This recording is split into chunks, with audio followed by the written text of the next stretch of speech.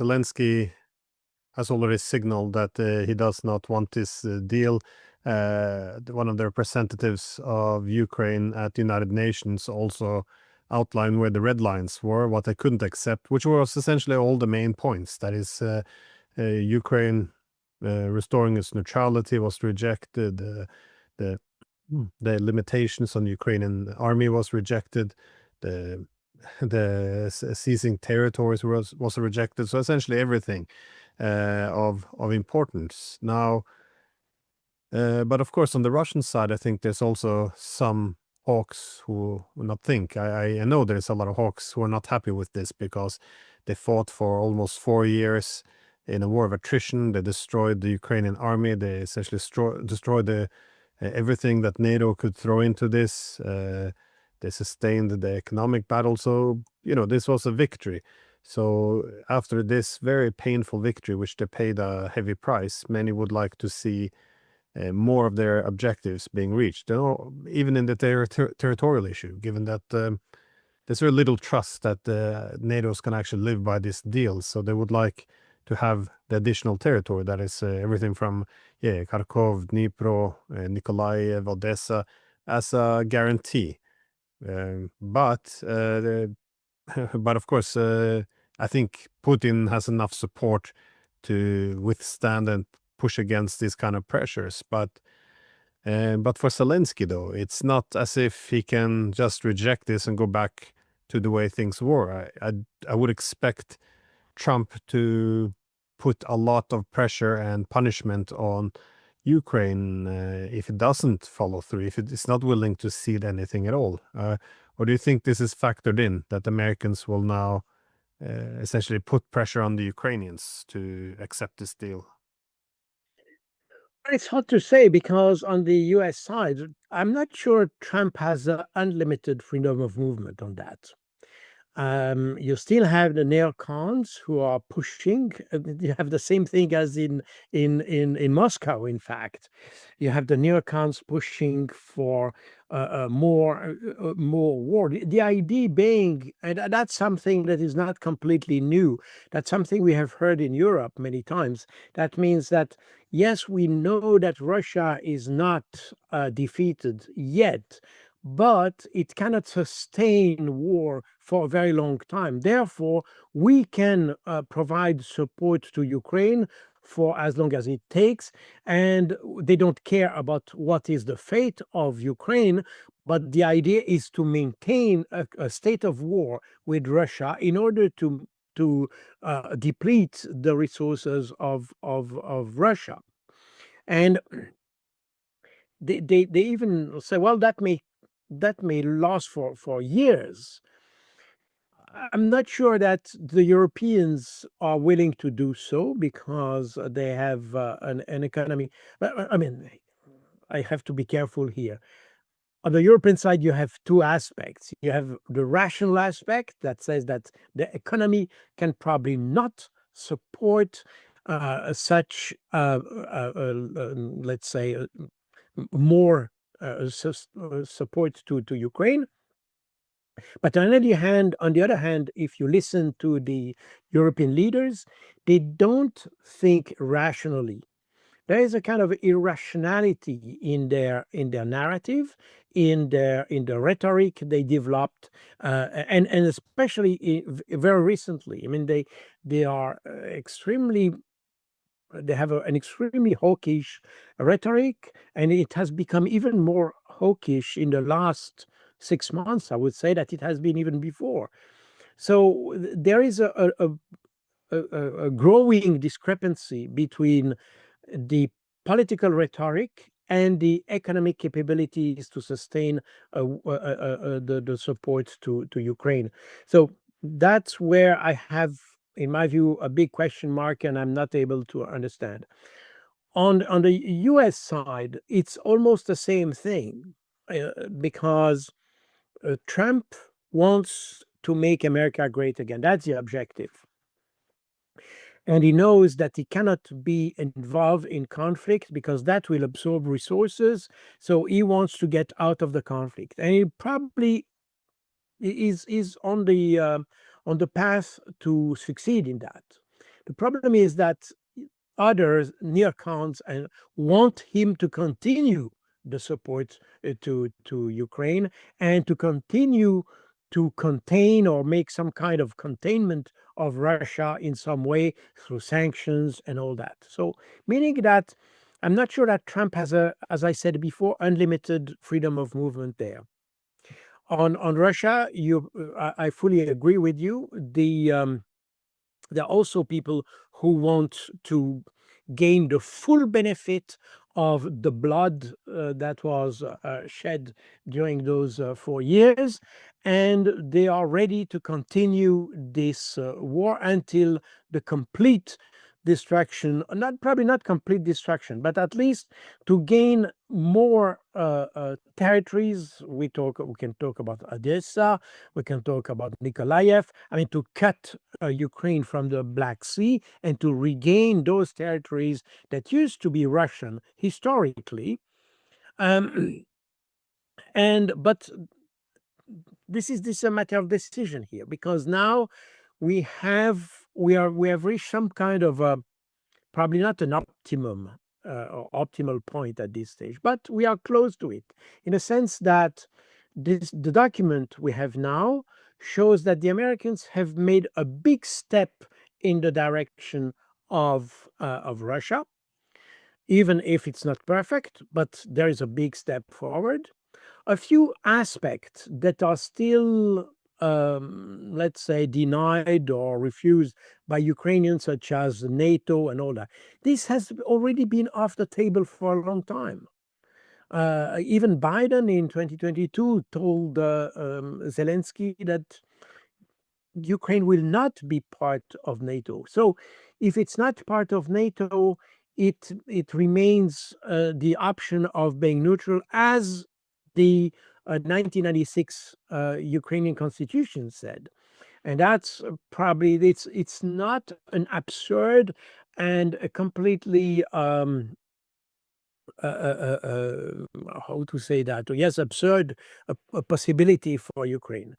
But and again, I think nobody already wants to take the risk of being involved in a conflict with Russia, especially that NATO countries are not able to sustain, or would not be able to sustain, a full-fledged open war with Russia.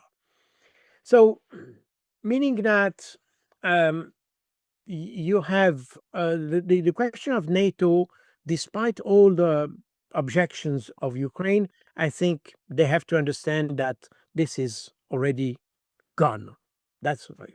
Now the problem of territory is probably the most serious one, because of course Zelensky paid a very heavy price to keep territory, because this idea that Russia would had the objective to take the whole of Ukraine made the Ukrainian military command to focus on keeping or protecting or defending every square meter of Ukraine, and even that was done at a very heavy price. And now, if they have to just give up the rest of Zaporozhye and Kherson for nothing, that would be probably considered by many Ukrainians as a kind of insult, and and probably Zelensky would not survive this. I mean, probably physically. I don't know, but this is something he probably thinks about it. So we are now in a situation where everybody has something to lose with this agreement, and everybody has something to gain with this agreement. The problem is to make the balance between what you lose and what you gain, meaning that we are reaching some kind of optimal point. I used to be advisor to the foreign ministry in Switzerland, and we used to say that a good agreement is when both parties are unsatisfied of the agreement. And we are probably in that situation now. I mean, I haven't seen an official reaction from the Russians on that document. We have seen, but the Ukrainian and European reaction was just no. So it's just 100% no. So it's not substantiated. There's no substance. On the Russian side, I haven't seen anything, but I can understand that you will have objection from both sides, and that's probably the sign that the agreement is probably not so bad. Probably you have to hammer out a few points and to discuss a few things. And obviously, the Russians will not be fully satisfied, nor the Ukrainians, but probably that's the sign that is something that that probably could be a long-term solution. Again, I don't know. It's up to the parties to decide. But we have also to understand that this document was elaborated, obviously, at the initiative of the Trump administration somehow, meaning that right now, Russia is benefiting of a goodwill from the US. And if the Russians deny flatly or refuse flatly such a deal, they may not have in the future the same goodwill from the US side. So they probably have to consider this aspect also. And that may probably add some weight in a decision in one direction or another. So these are the points I think that are important to consider. Uh, no agreement will be perfect. And we see that the issue here is not just to have an agreement for the next 6 months, but to have something that lasts for years and something the Russians and the Ukrainians can live with. And that's the issue. And therefore, we have, when we see this, when I saw this agreement first, I said, well, the Russians will not accept that because of certain points, which, in my view, could be very controversial on the Russian side. But again, if you look at it in the long run, and you say, well, if we accept minor issues or points that are not completely satisfying us, but which can provide a lasting solution, probably there is some trade-offs here. And again, when you negotiate so complex situation for the long run, especially in the mood that we have right now in Europe, which is totally against any kind of agreement, because if you listen to Kaya Kallas, because again, the Europeans have not provided any bit of solution for this conflict. Zero. They just promoted the idea of providing new weapons and things like that, but that's all. Diplomatically, they've done nothing because they don't want to do anything. As a result, the mood in Europe is not in favor of any agreement. Zelensky is probably not in the mood to have an agreement either, because probably because of the pressures that are in the country now.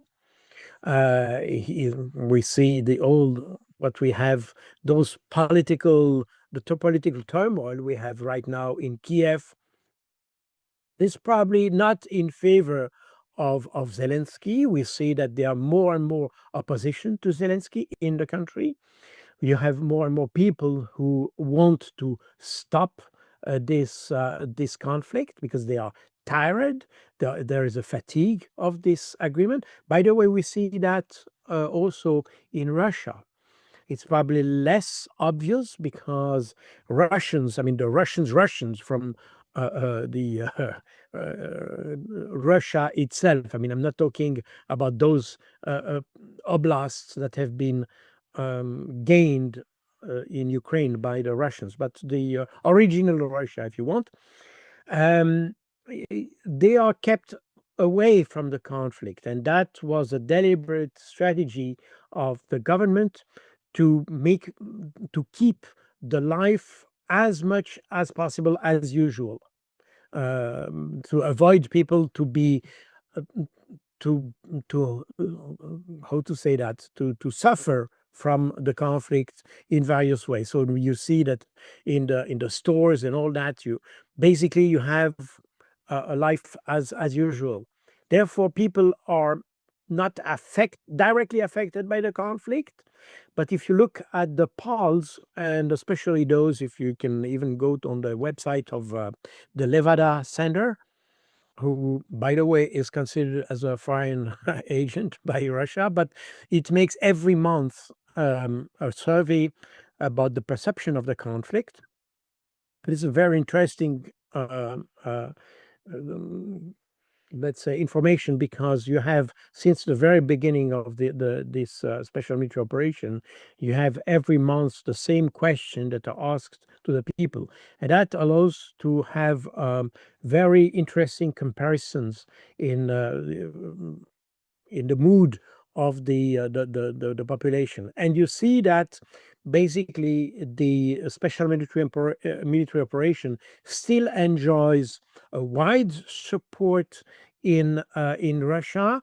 I mean, something like 76% of support for the military operation. But at the same time, you have a growing number of people who are in favor of a negotiated solution to the conflict. And recently, just in the last month, in October, this the willingness for negotiation has decreased a little bit, but by and large, you have a broader interest or willingness to have a negotiated solution to the conflict. Meaning that on both sides, even if it's stronger in Ukraine than in Russia, on both sides you have a fatigue which is understandable, by the way. Meaning that this comes also into addition when you take the pros and cons to accept such a deal or not, and that will affect both sides. So I think, again, I cannot say what the Russians will decide. The Ukrainians probably to think about this proposal before say a definitive no. The Russians will most certainly think about it very seriously, and will probably be more smart in in a few days when we'll have the response. I mean, the real assessment of of the Russian government on that. So again, I think everything is open at this stage. And I would say probably Europeans have to think about it also, because I'm not sure they can gain more than what you have in this document. That's my personal view.